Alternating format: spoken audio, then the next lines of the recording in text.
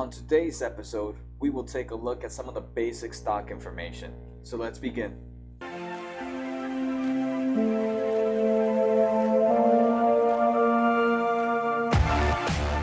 If you guys have been following the series, we have been using the Robinhood app to purchase stocks.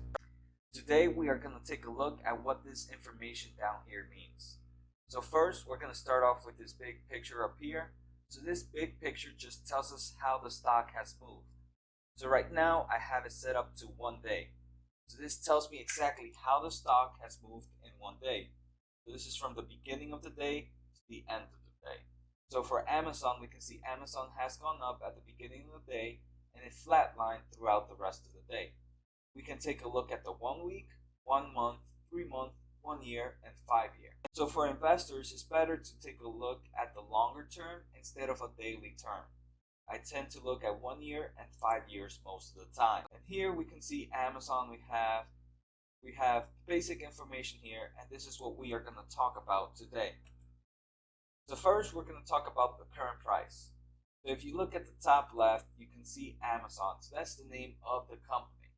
The current price is right under there, and that is the price that the stock is currently trading at. Pretty simple. Next, we're going to talk about open price and close price. So it's good to know that the market opens at 9:30 a.m. Eastern Time, and it closes at 4 p.m. Eastern Time. And this is only between Mondays to Fridays, not counting holidays. Open price is the price the stock was at the moment the stock market opened. So exactly at 9:30 a.m. when the market opens, that will be considered our open price. So for Amazon, the open price was $1,762. The close price is the price the stock was at when the stock market closed. So whatever the Amazon was when the stock market closes at 4 p.m., then that will be considered the close price.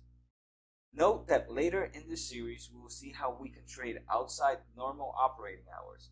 So yes, you can trade sometime before 9:30 a.m. and you can even trade sometime after 4 p.m. So we'll talk about that in another episode. Next, we'll talk about change of price. So even though this was higher, I wanted to talk about the open and close price. So the top is the change of price comparing the current stock price, which is this 1802, with the closing price of the previous day. So unfortunately here we don't know we don't have a sign of what the stock closed yesterday. But if we do 1,802 minus $49, that's the closing price of the previous day. The bottom is the price change while the market is closed. So right now I'm taking this video after 4:30. So this is how much the stock has moved after the stock market has closed. Usually you would see major moves after hours when a company reports some big news or they report their earnings. So right now we can see Amazon as a whole has only moved 0.06% after hours. So nothing crazy has happened with that Amazon.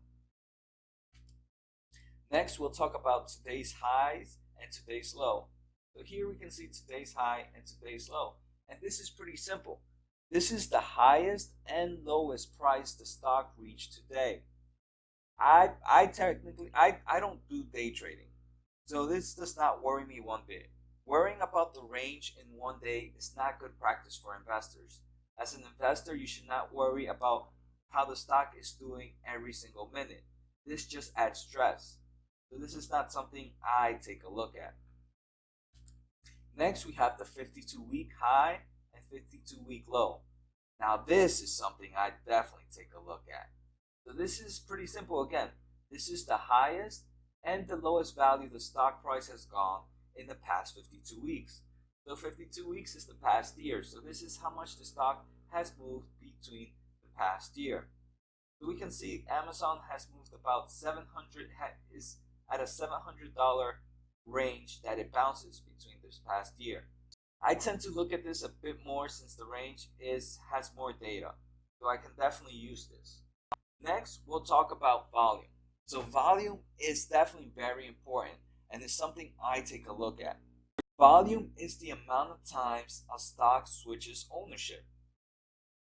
So for example, if you had an Apple and I bought it from you, then the Apple has switched ownership once, or it has a volume of one. If I sell that same Apple to another person, even if it is the same Apple, the ownership has changed again. This means the volume has increased to two.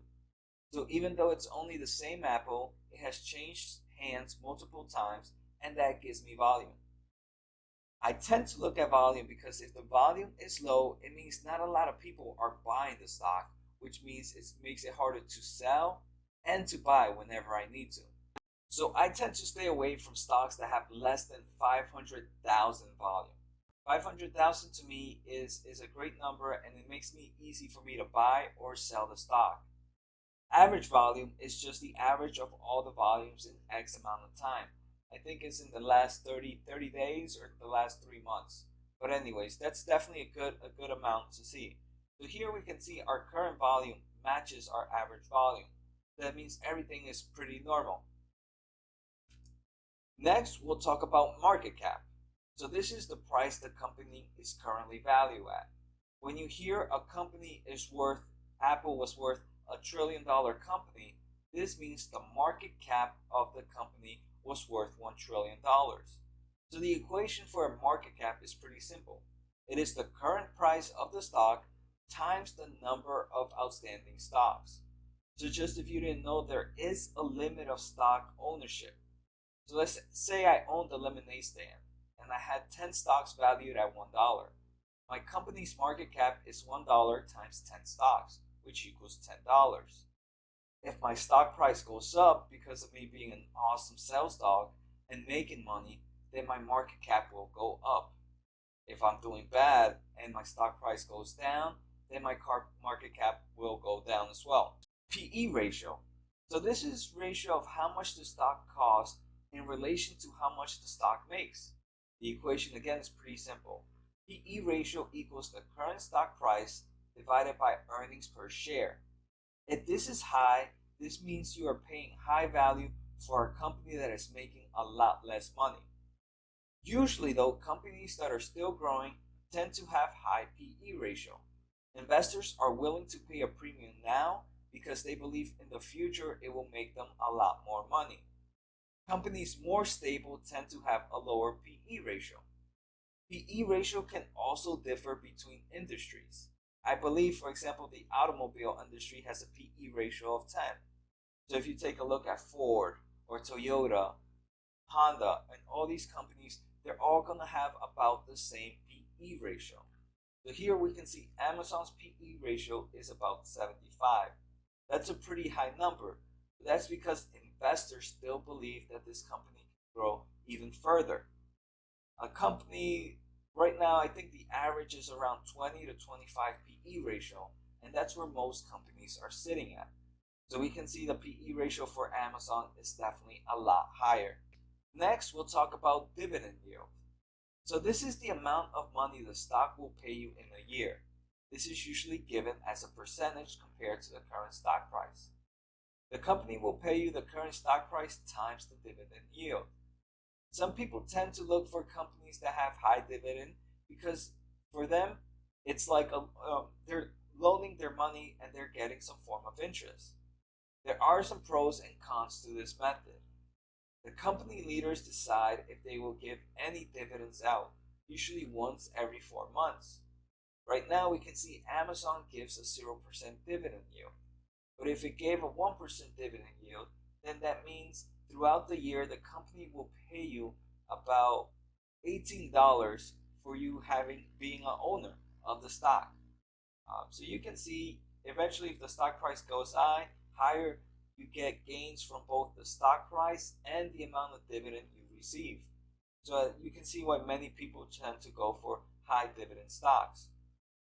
But it's always good to take a good information on the stock you're buying. So that's it. Those are the basic information before purchasing a stock. Again, don't forget to subscribe, post in the comments, and share the video. On to next time's episode, we're going to take a look at the special types of buy and how to properly buy a stock using the Robinhood app. Take care, guys, and see you next time.